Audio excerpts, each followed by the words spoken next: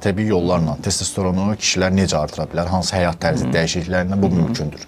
Əlbəttə ki, özünə tam baxmayan, həyat rejimi normal olmayan, yuxu rejimindən tutmuş, qidalanma, fiziki aktivlik, fikir verməyən kişilərdə bu terapiya uzun müddətli effekt verməyəcək, həm də digər fəsadlara daha çox verəcək.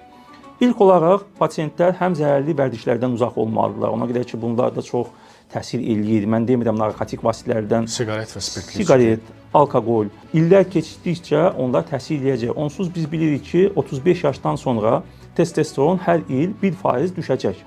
Əgər bu testosteron ilkin olaraq çox yüksək səviyyədə olmamışdır və pasient həyat tərzini tam düzgün aparmır, həm artıq çəkisi var, həm zərərli vərdişlər var, həm onun bu terapiyaya gəlməsi çox tez olacaq, həm də onun effekti tam olmayacaq.